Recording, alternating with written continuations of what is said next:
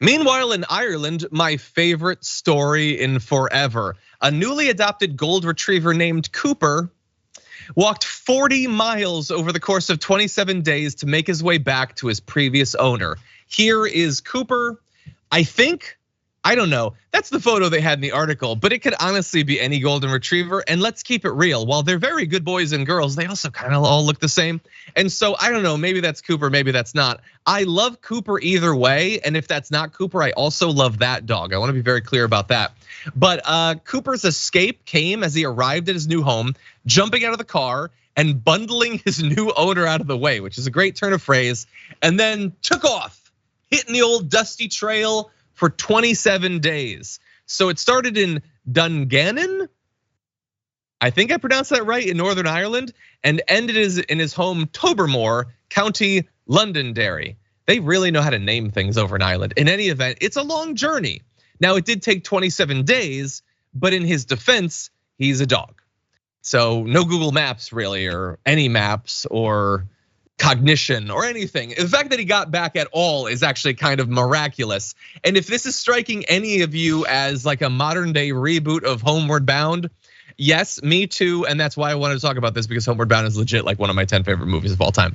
In any event, the charity Lost Paws Northern Ireland helped the owner, a photographer, track the pup down. Said that the dog's instinct guided him through the long journey through woods and main roads and evading wary sheep farmers without any help from humans. And we don't know a lot about the journey, although I wish that someone had had the forethought to strap a GoPro to Cooper's back. But we do know that it was rough on him. He did lose a lot of weight and is now expected to spend a lot of time resting, eating small meals to gradually build back up his strength for whatever his next adventure is. And if I know anything from these movies, it's that the second dog movie has to take place in the big city. And so I think Cooper's going to London, and I'm here for it. And meanwhile, in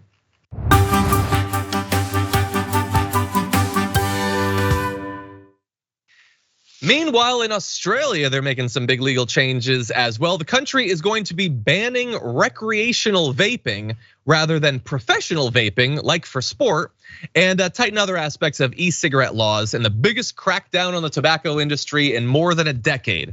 They apparently are very concerned about the growing rates of teenage smoking, but particularly vaping. The government is gonna ban all disposable vapes, which often come in fruity flavors. You might remember from when America engaged with this just a couple of years ago. It's gonna ban the import of non-prescription vapes and limit nicotine levels, aiming for the sale of vapes to be confined to help smokers quit. Under the new rules, vapes will only be sold in pharmacies and require pharmaceutical type packaging rather than like exciting jazzy packaging like you might get right now. And this isn't it apparently when it comes to big tobacco down there. Though a prescription is needed to buy nicotine vapes in Australia, lax border enforcement and a thriving illegal market mean they're still readily available in convenience stores and other outlets. So what's interesting is that this most recent change comes on top of the fact that Australia already has incredibly tough anti-smoking laws, like global tough laws. Back in 2012, it became the first country to force cigarette producers to abandon distinctive, colorful branding and sell their products in uniformly drab packets. So not a lot of color, not a lot of mascots and all of that stuff to make it super exciting.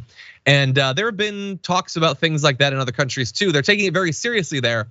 I have to say that on this sort of topic, I am very torn. I'm interested what you all think, because I definitely think that smoking is really damaging and also really expensive, by the way. It's like a massive tax on just being a person and having a hobby.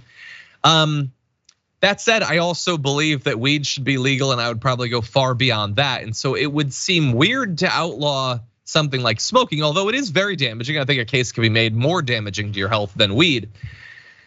That said, I really do just want it to be disincentivized, combined with a heavy dose of education about its effects.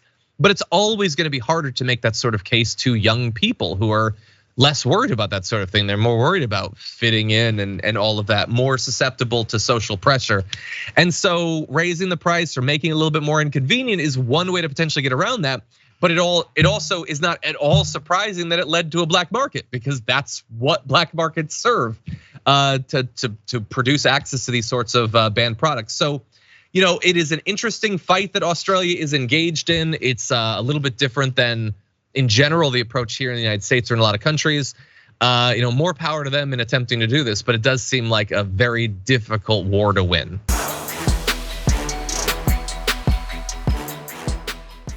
Check out the Damage Report podcast each day, wherever you get your podcasts, whether Pocket Casts or Stitcher or iTunes.